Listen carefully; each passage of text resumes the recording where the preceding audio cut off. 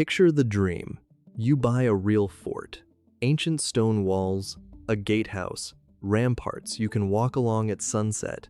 A piece of history that is entirely yours. It feels like the ultimate property. A castle in all but name. Bought for a price that can be surprisingly low. Because who else is in the market for a fort? Now here is the paradox that turns that dream inside out. Every single feature that once made this fort magnificent, that made it strong, defensible, and valuable, is now the exact feature that makes it a financial nightmare. Those thick stone walls you fell in love with are the thing you cannot afford to maintain. A remote, commanding position is the thing that keeps anyone from easily reaching it. A sheer defensive scale, built to house hundreds of soldiers, is the thing that makes it impossible to heat, to repair, or to live in. A fort was engineered, at enormous cost, for one single purpose: to be impregnable. And the cruel joke of owning one today is that impregnable and practical are opposites. You have bought the most robust, permanent, expensive to maintain kind of building ever devised, designed for a purpose that vanished centuries ago. And now you must find something, anything, for it to do. By the end of this video, you will know what a fort actually costs to buy and, far more importantly, to keep. Why every heroic feature is now a liability, why you are often forbidden from changing the very things that make it impractical, and why the only way to make a fort pay is to sell the one thing it has left. Let me open the ledger. The asset designed for the wrong century. Start with the thing that makes a fort unlike any normal property, because it explains every cost that follows. A house is designed to be lived in. An office is designed to be worked in. A fort was designed for none of that. It was designed to withstand attack, to shelter a garrison, to dominate a piece of ground, and every choice in its construction served that one goal, with no thought whatsoever for comfort, efficiency, or the convenience of a future owner who just wanted a nice place to live. So you inherit a building whose entire logic is wrong for any peaceful use. Its walls are absurdly thick, not for insulation, but to stop cannon fire, which means they are staggeringly expensive to repair and often impossible to modify. Its rooms are laid out for defense and storage and barracks, not for family life. Its windows, where they exist at all, are small and few, because a window is a weakness in a wall, meant to keep people out. Its whole structure is vast, because it had to hold a fighting force, which means you are now the owner of a building many times larger than any human purpose requires, and every square foot of it needs a roof kept on and stone kept sound. This is the root of the entire problem. You have not bought a large house. You have bought a machine for a war that ended long ago, and machines built for one purpose are notoriously bad at any other. A fort does exactly what it was designed to do. It endures. It refuses to fall down or change or be anything other than what it is, and that stubbornness, once its greatest virtue, is now its owner's greatest burden. No normal building is built to last like this. A house is meant to be knocked down and replaced eventually, adapted, extended, modernized. A fort was built to defy exactly that, to resist every force that might change or destroy it, and it succeeds. It resists you too. Every instinct you have to make it livable runs straight into stone that was placed centuries ago, precisely so that nobody could ever move it. Why it is so cheap to buy and so ruinous to keep. Now the trap that catches the dreamer, because the purchase price is the smallest part of the story. Forts can sell shockingly cheap. Sometimes a genuine historic fort changes hands for less than an ordinary suburban house, and the buyer cannot believe their luck. A fort for the price of a bungalow. But the low price is not a bargain. It is a warning, and it is the market telling you something precise. Its purchase price is low, precisely because everybody who understands these buildings knows that the real cost is not buying it, it is keeping it. Here is the arithmetic that the low price hides. Maintenance of a large, ancient stone structure is relentless and enormous.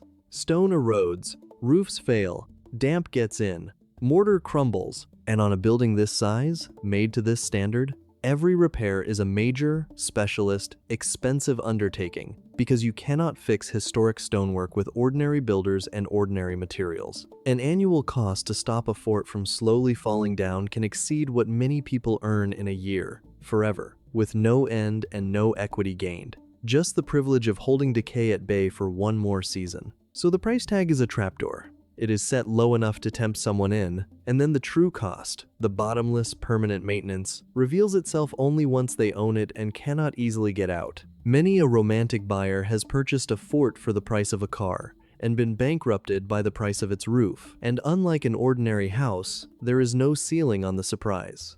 A leaking roof on a suburban home is a known, bounded cost. A failing roof spanning a fort, in materials the law insists you match, using craftsmen who are rare and booked years ahead, is a cost that can run to many times what the whole building sold for. The purchase was the cheap part precisely because the roof, the walls, and the centuries of accumulated decay are the expensive part, patiently waiting for the new owner to discover them. A cheapness of the sale is not generosity. It is the previous owner escaping. The heritage cage? Now the twist that removes your last escape route, and it surprises almost everyone. You might think, fine, if the fort is impractical, I will change it.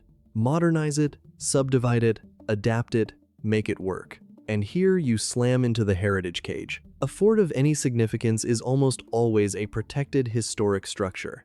And that protection comes with rules, strict, unbending rules, about what you are and are not allowed to do to it. You cannot knock through those thick walls to make a modern layout. You cannot replace the old windows with efficient new ones. You cannot re-roof it in cheap, modern materials, or alter its appearance, or adapt it freely to a new use. In many cases, you are legally obliged to maintain it to a specified historic standard, using specified traditional methods and materials, whether you can afford to or not. A state has an interest in this building surviving as it is, and it will hold you to that, regardless of the drain on your finances. So the heritage protection creates a perfect vice. Those features that make the fort impractical are the exact features you are forbidden from changing. You are trapped between a building you cannot use as it is, and a law that will not let you change it into something you can. You own it, you pay for it, but you do not control it. You are less an owner than a custodian, funding the preservation of a monument that the public, in a sense, has decided must be kept at your expense.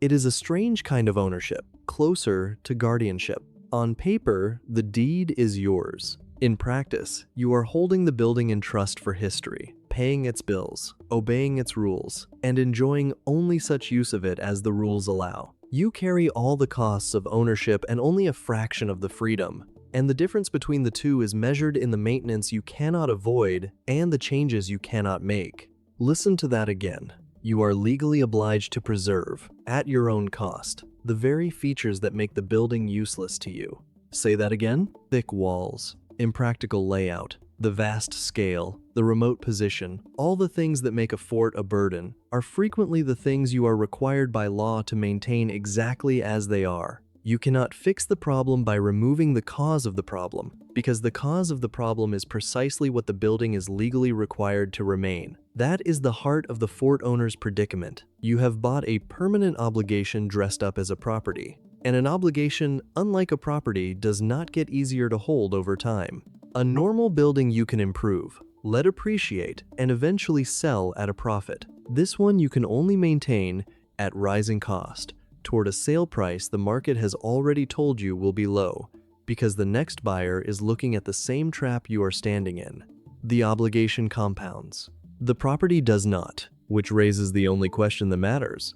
If you cannot live in it easily, cannot change it, and cannot stop paying for it, how on earth do you make a fort make money? What you are actually selling. So step back and ask what a fort has left to offer. Once you accept that as a fort, and even as a home, it is nearly worthless. An answer is the one thing the fort has in abundance, and the one thing it can never lose. Atmosphere, history, romance, drama. A fort is a spectacular, evocative, one-of-a-kind place. And while nobody needs a fortress, an enormous number of people will pay for an experience wrapped inside one. That is the entire business model of the successful fort. You stop trying to use the building, and you start selling the feeling of the building. You cannot make it a practical home, so you make it a destination. A hotel, where guests pay a premium to sleep inside history. A wedding venue, where the drama of the walls is the whole product. A tourist attraction, charging admission to walk the ramparts.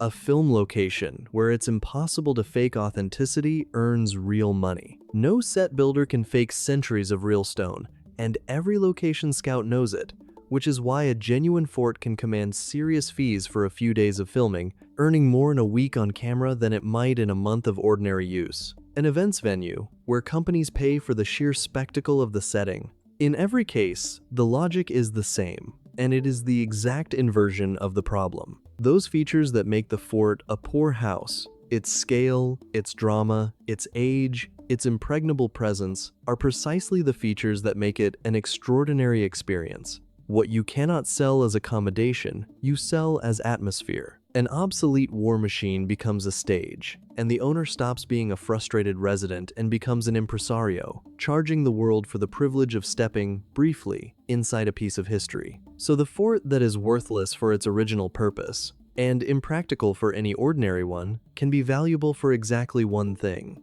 being itself, dramatically, in front of paying visitors.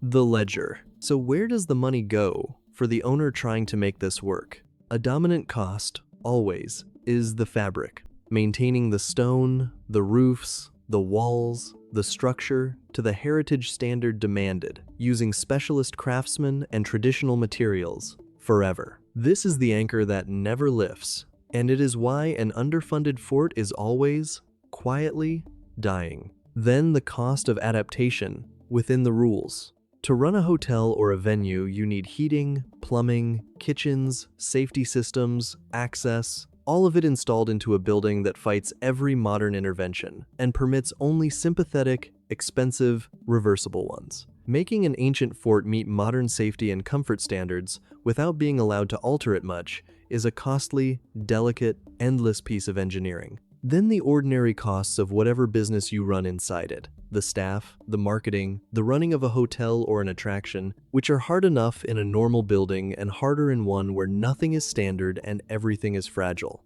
And against all of that, the revenue depends entirely on your ability to sell the romance, night after night, event after event, season after season, in high enough volume to cover a cost base that would sink almost any ordinary building. A fort does not fail because nobody comes. It fails because the cost of existing is so high that even a steady stream of paying visitors can struggle to cover it. The trap. The trap of the fort is one of the purest in this whole series because it is baked into the stone itself. You are buying a permanent, non-negotiable cost attached to an asset with no practical use. Think about the position. A maintenance bill is enormous, relentless, and legally enforced. You cannot reduce it by modifying the building because the law forbids it. You cannot escape it by using the building normally because it was never built to be used normally. You cannot even easily sell your way out because the next buyer faces the exact same trap and the market knows it, which is why the price was so low when you bought it. You are locked to a bottomless cost, holding an asset almost nobody else wants, forbidden from changing the thing that makes it a burden. And the only exit, the only way the numbers can ever work, is to succeed continuously and skillfully at a difficult hospitality or tourism business in a remote and awkward building forever. At the moment that business falters, the moment the visitors thin or the events dry up, the maintenance bill does not pause to sympathize. Its stone keeps eroding, the roof keeps aging, the law keeps demanding, and the fort begins, quietly, to consume its owner. Many grand forts and castles have been abandoned not because nobody loved them, but because loving them was not enough to pay for their roofs. That is the quiet tragedy behind every romantic ruin. Somewhere in its past was an owner who adored it and could not afford it, who fought the maintenance for as long as they could, and then walked away, leaving the stone to the weather. The abandonment was not a failure of love, it was a failure of arithmetic. And the fort, indifferent as ever, went on standing anyway. A second trap is the seduction itself. Forts are sold by romance, and romance is a terrible financial advisor. A very emotional pull that makes someone buy a fort is the thing that stops them doing the cold arithmetic that would have warned them off. They fall in love with the walls at sunset and never calculate the cost of keeping those walls standing, and by the time the true numbers arrive, they are already committed, already spending, already trapped inside the dream that has quietly become a debt. The history digression. It is worth understanding why so many of these buildings exist to be bought at all, because it is a story of sudden, total obsolescence. For centuries, the fort was the ultimate expression of power on the land. To hold a strong fortress was to hold a region, and nations poured staggering resources into building walls thick enough and high enough to withstand anything an enemy could bring against them. It was the safest, strongest, most valuable structure a ruler could possess, and its walls were the difference between survival and conquest. Then technology moved, as it always does, and the balance that justified the fort collapsed. New methods of attack made even the mightiest walls suddenly vulnerable, and the enormous, immovable fortress went, over a relatively short span, from the pinnacle of military value to a pile of obsolete stone. A very permanence that had been its glory became its curse. A fort could not be repurposed, could not be moved, could not be cheaply demolished. It stood there, magnificent and useless, long after the world that needed it had gone. And that is why, centuries later, you can buy one for the price of a house. It is not a bargain. It is the long echo of an obsolescence so complete that the greatest buildings of an age became, in the end, somebody else's very expensive problem. The verdict. So, could you make money owning a fort? Yes, but only by completely abandoning the reason most people want one. This is not a home, not a monument to be lovingly inhabited, not a private castle. It is a difficult, high-cost hospitality asset with a spectacular, unique selling point and a punishing cost base, and it works only for the owner who treats it with cold, unromantic discipline. Here is the good year. You have accepted that the fort is a business, not a dream. You have converted it, within the heritage rules, into a spectacular hotel or a sought-after wedding and events venue. The romance that made it a poorhouse makes it an irresistible destination, and people pay a premium precisely because it is a real fort. Bookings are steady, events are full, the premium prices cover the punishing maintenance, and there is even something left over. You are not living a fantasy. You are running a demanding business well, and the building's drama is your greatest asset instead of your greatest burden. And here is the bad year.